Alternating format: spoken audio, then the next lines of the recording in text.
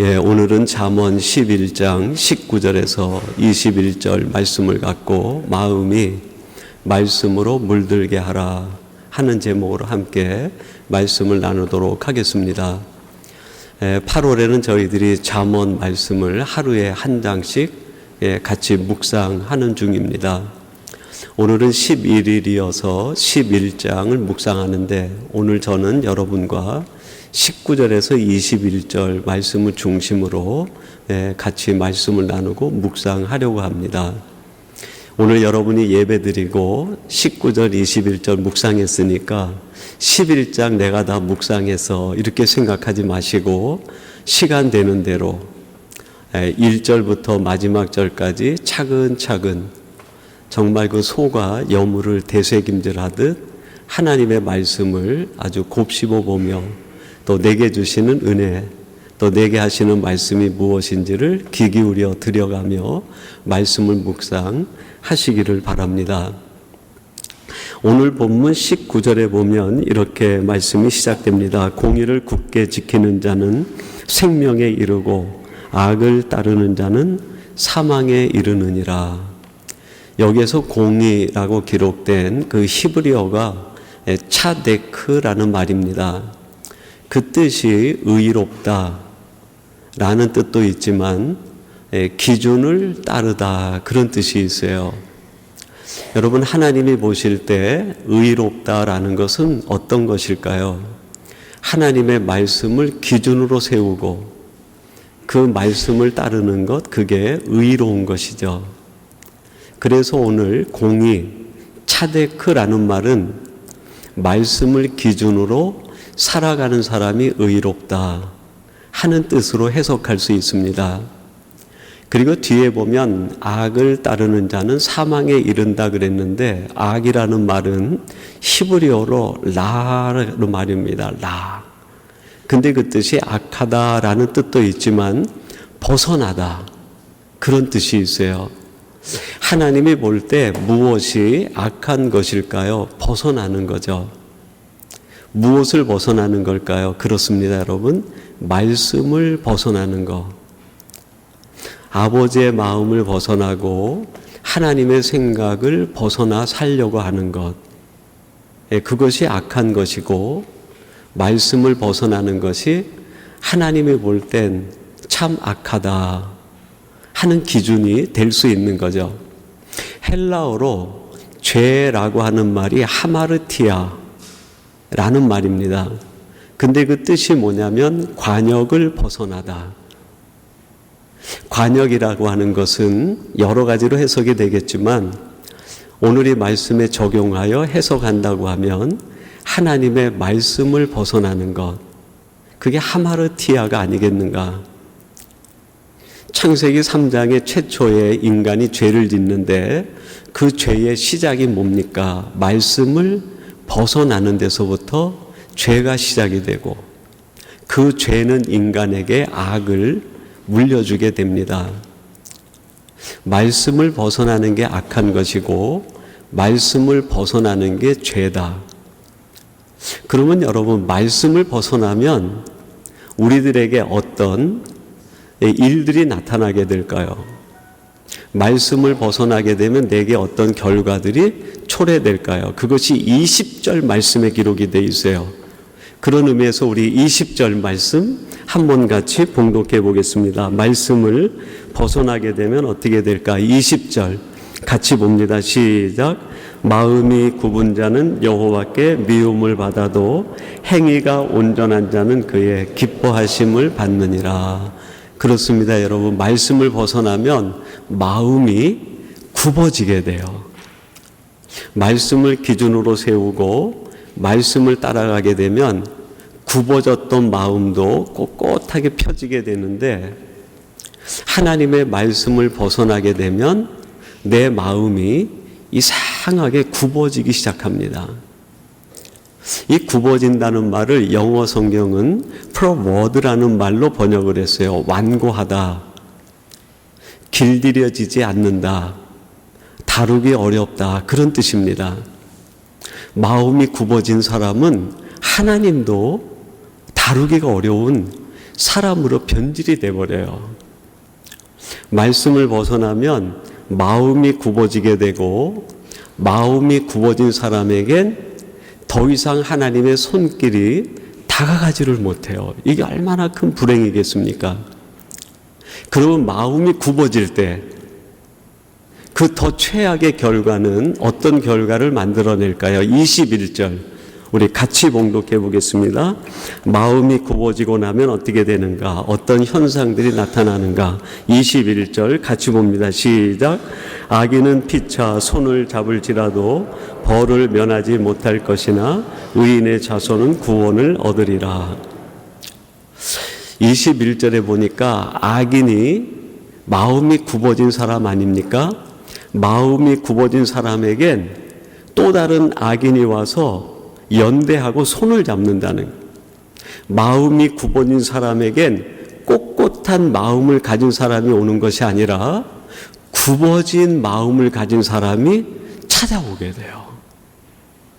그래서 내 마음이 굽어지면 계속 굽어진 마음의 사람들이 찾아와서 나의 악순환이 계속 더 깊어져요.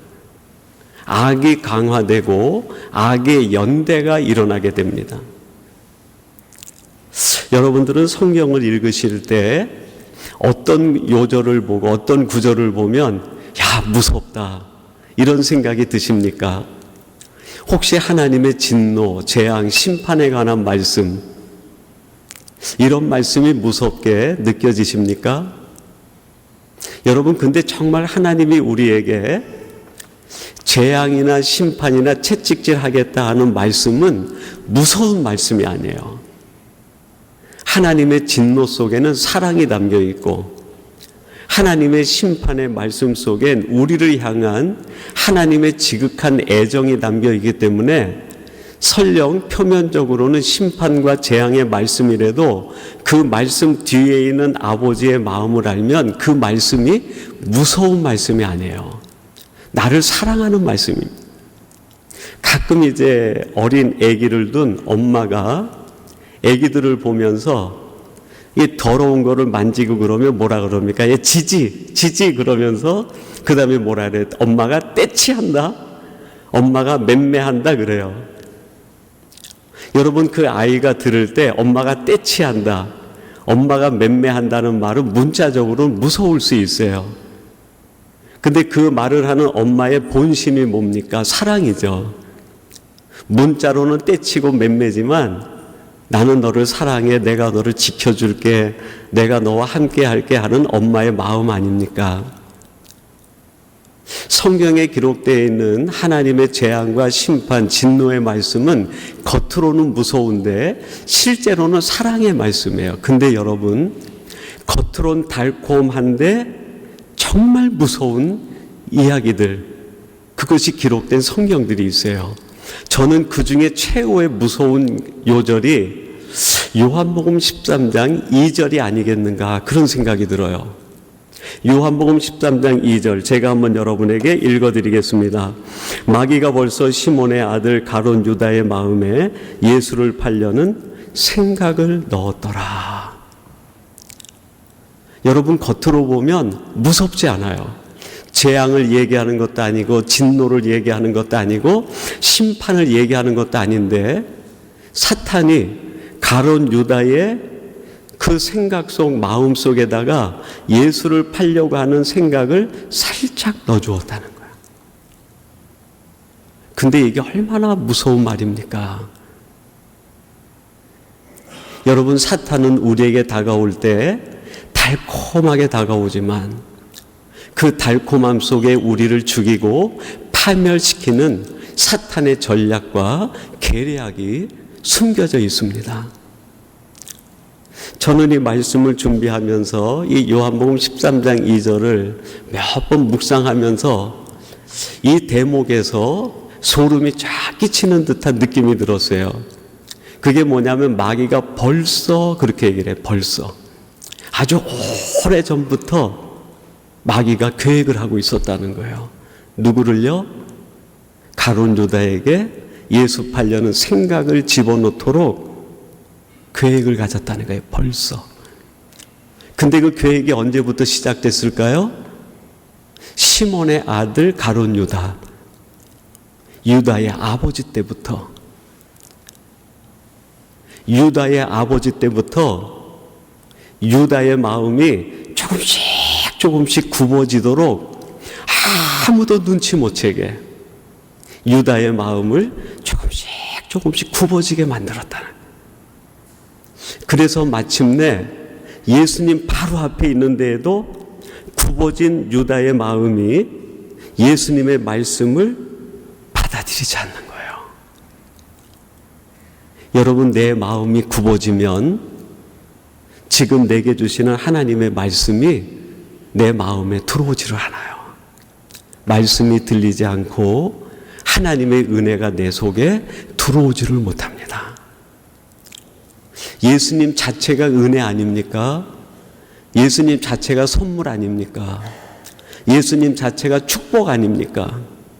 은혜가 바로 앞에 있고 축복이 바로 앞에 있고 하나님 본체가 바로 앞에 있는데 가룟 유다의 마음이 굽어져 있으니까 들어오지를 못하는 거예요. 여러분, 내 마음이 굽어져 있으면 하나님의 은혜가 내 속에 들어오지를 못해요. 내 마음이 굽어져 있으면 하나님의 말씀이 내 마음을 물들이지 못해요. 내 마음이 굽어져 있으면 하나님의 축복과 하나님의 놀라운 은사가 내 속에 들어오지를 못하는 거예요. 가룟 유다의 마음이 단 한순간에 굽어진 게 아니에요. 이미 벌써 아주 오래전부터. 정말 알레고리칼하게 해석해서 조금 상상적인 해석을 더 덧붙인다고 하면 그의 아버지 때부터 해가지고 그 가문 전체가 예수님으로부터 서서히 마음이 굽어지게 만들어갔다는 거, 얼마나 무서운 일입니까? 하나님이 우리를 가까이 하시는 것은 복 주시기 위함인데 사탄이 우리를 가까이 하는 것은 우리의 마음을 굽어지게 만드는. 그래서 내 앞에 계신 하나님의 말씀이 들리지 않게 하는. 내 앞에 충만한 예수님의 은혜가 내 속에 들어오지 못하게 하는. 예수님이 주시는 그 충만한 사랑이 내 속에 싹 트지 못하게 하는 거예요. 여러분, 그래서 지혜는 마음이 굽어지는 것을 막는 일이다. 이게 지혜라고 할 수 있어요.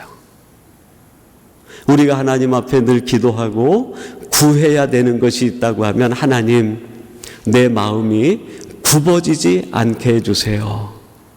그러면 내 마음이 굽어지지 않으려면 어떻게 하면 될까요?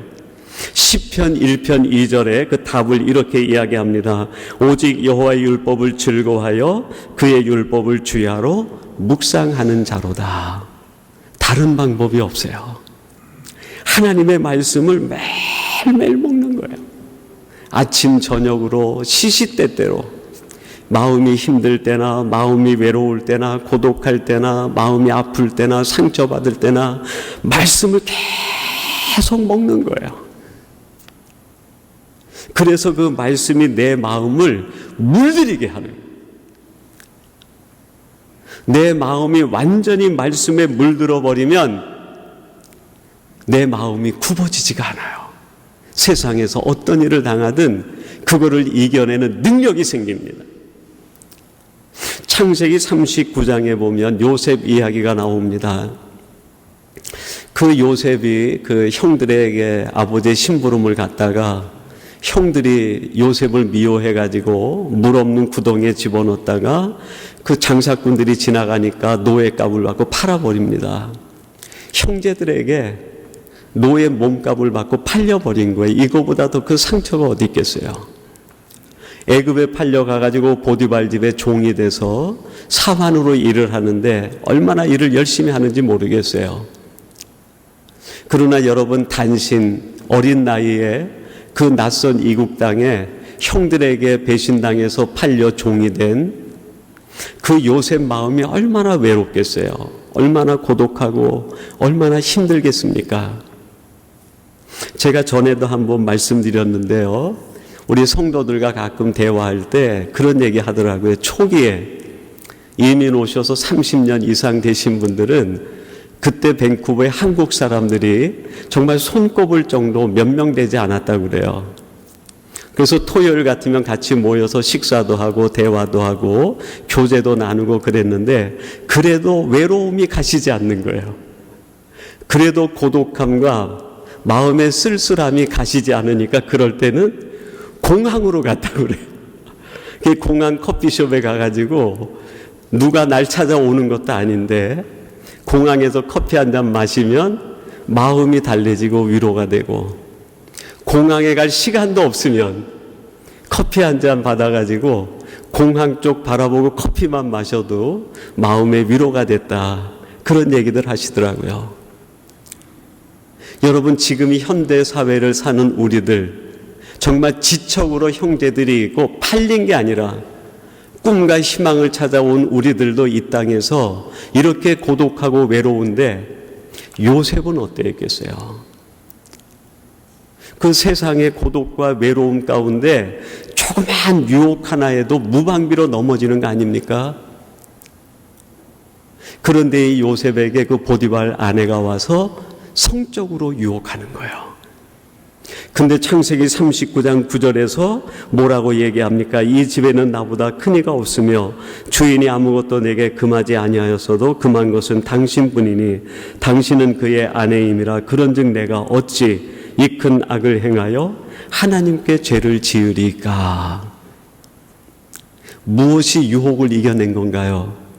요셉의 의지입니까? 요셉의 감정일까요?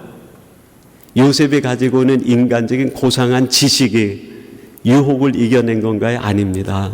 말씀이 요셉 마음을 물들어 있었기 때문이에요. 요셉은 아주 어린 시절부터 하나님으로부터 환상과 비전을 봅니다. 아버지 집에 있을 때 꿈을 꾸면서 장차 하나님이 자기를 통해 어떻게 역사하실 것인지 하나님의 계시의 꿈을 꾸는 거예요. 그 꿈과 계시를 볼 때마다 요셉의 마음이 하나님의 말씀으로 물들어가는 거예요. 내 마음이 하나님의 말씀으로 물들어 있으면 외로움을 이기는 거예요. 살면서 만나는 인생의 고독을 이길 수 있어요. 살면서 만나는 인생의 내면의 모든 문제를 내 마음이 말씀에 물드는 순간에 이겨내는 능력이 생겨요. 세상의 수많은 유혹이 나의 약점을 틈타고 들어와서 유혹한다 하더라도 내 마음이 말씀에 물들어 있으면 그 말씀이 유혹을 이기게 하는 능력을 발휘하게 되는 거예요. 그런데 여러분, 반대로 내 마음이 말씀에 물들어 있지 않았다고 하면 요셉이 보디발 집에서 그 아내의 유혹을 받았을 때 어떻게 됐을까요? 완전히 무방비 상태에서 유혹에 넘어가고 말았을 거예요. 의지로 사라지는 게 아닙니다. 나의 인간의 지식과 교양으로 내 영적 상태를 지킬 수 있는 게 아니에요. 내 마음이 말씀으로 물들어야 비로소 세상의 모든 유혹들을 이겨내는 능력이 생겨요. 내게 능력 주시는 자 안에서 내가 모든 것을 할 수 있느니라. 사도 바울이 고백한 그 능력은 자기의 의지의 능력이 아닙니다. 내 안에 말씀을 주셔서 내 마음을 말씀으로 물들이게 하시는 그 하나님의 능력이, 물들어진 하나님의 말씀으로 물들어진 내 마음이 결국 세상 모든 것을 이기는 능력의 원천이라고 고백하고 있는 거 아닙니까? 여러분, 내 마음이 말씀에 물들어야 내 인생이 치유가 됩니다. 내 인생이 회복이 될 수 있어요. 열왕기하 5장 14절에 보면 나아만 장군 얘기가 나옵니다. 나아만 장군이 그 요단강에 7번 몸을 잠그며 씻는 얘기인데 이렇게 기록합니다. 나아만이 이에 내려가서 하나님의 사람의 말대로 요단강에 7번 몸을 잠그니 그의 살이 어린아이 살같이 회복되어 깨끗하게 되었더라. 아람 군대 장관인데 그에게 문둥병이 생긴 거예요. 자기 몸이 썩어가고 자기 몸이 자기 원하는 의지와 관계없이 부패해가고 냄새가 나기 시작하는 거예요. 여러분, 우리의 마음이 굽어지게 되면 내가 아무리 잘 사는 것 같아도 하나님이 볼 땐 다 썩어 문드러진 인생이 되는 거예요. 내 마음이 굽어진 사람치고 썩지 않을 인생이 없어요. 부패하지 않을 인생이 없습니다. 마음이 굽어지면 인생이 썩어지고 인생이 부패가 되고 냄새가 나는 거예요. 나아만이 문둥병이 걸려서 자기 몸이 썩어지고 부패하고 냄새가 나는데 고칠 방법이 없어요. 여러분, 내 인생이 부패해져 가고 죽어가는 것, 세상이 고칠 방법이 없어요. 그때 그 이스라엘에서 종살이하고 탈퇴온 여종 하나가 이 나아만 장군에게 얘기합니다. 우리 고향에 하나님의 사람이 있는데 그에게 가면 능히 고칠 수 있으리라 믿습니다. 그래서 이 나아만이 엘리사를 찾아가요. 찾아왔다는 이야기를 듣고 엘리사가 뭐라고 얘기합니까? 저 요단강에 가서 7번 몸을 잠그고 씻으라. 그 이야기를 듣고 나아만이 분노합니다. 여러분, 내 마음이 굽어지면 하나님의 말씀이 때로는 분노로 반응돼요. 얼마나 무서운지 몰라요.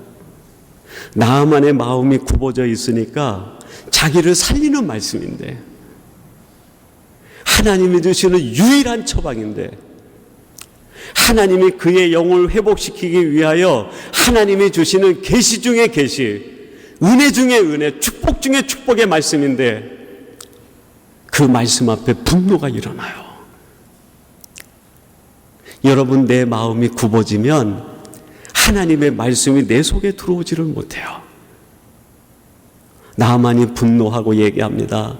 내 고향 아람에는 이 요단보다 더 깨끗한 강들이 얼마나 많은데 나를 이 지저분의 요단강에다 몸을 씻으라고 하느냐.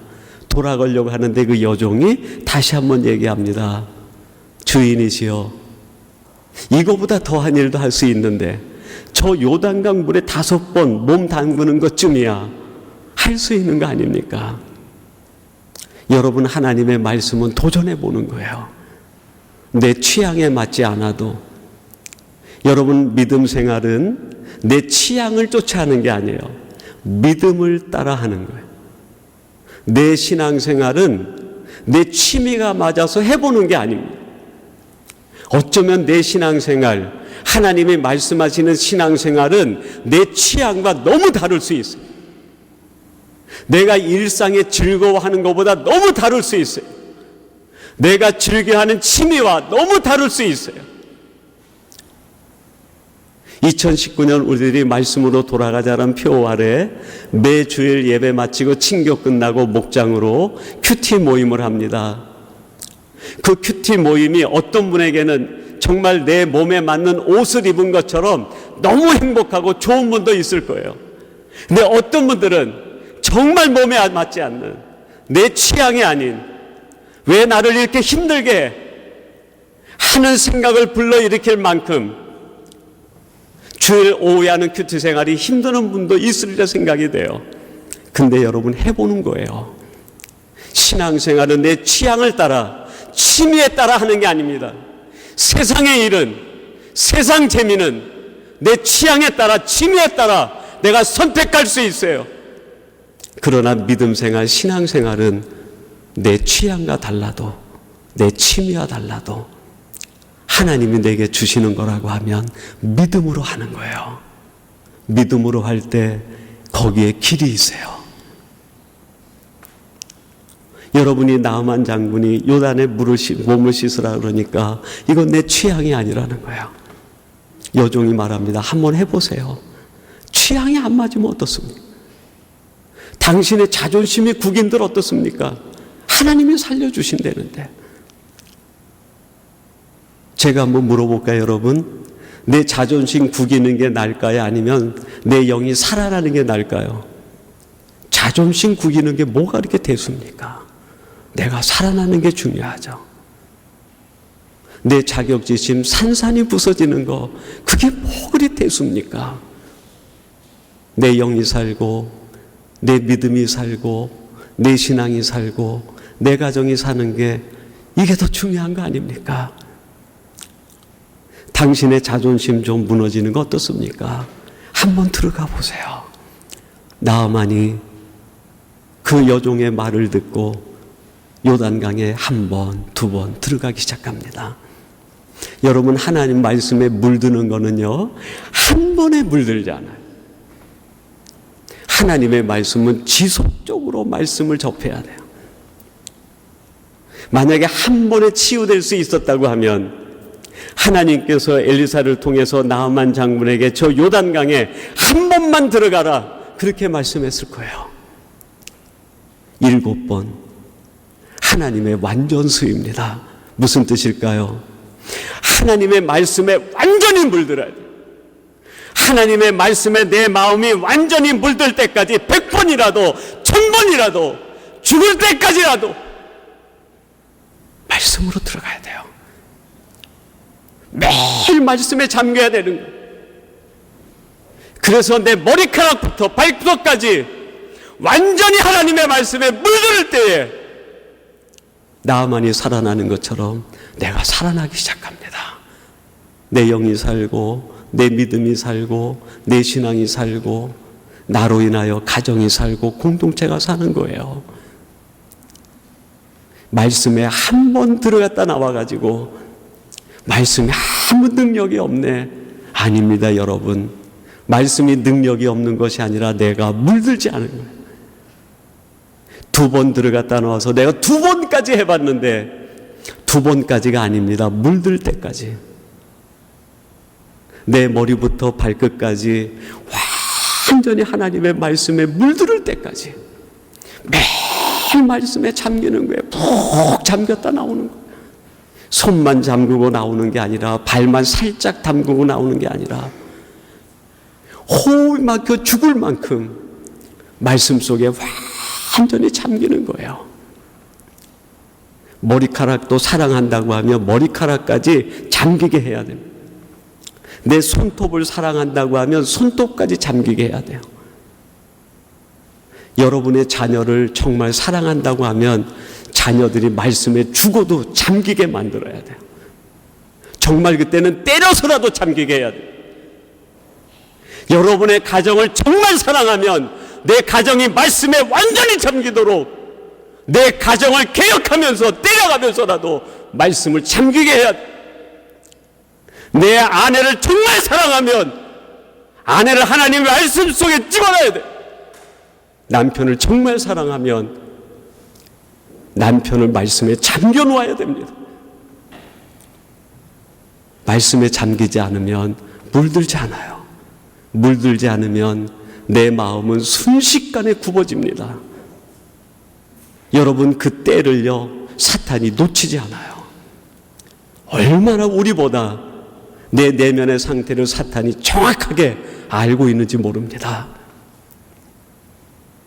말씀에 잠기는 순간, 완전히 말씀에 물드는 순간, 그 나아만이 요단에서 나오는데 어린아이 살과같이 되었다, 그렇게 해야 합니다. 말씀에 물드는 순간에 살아난 거예요. 회복이 된 겁니다.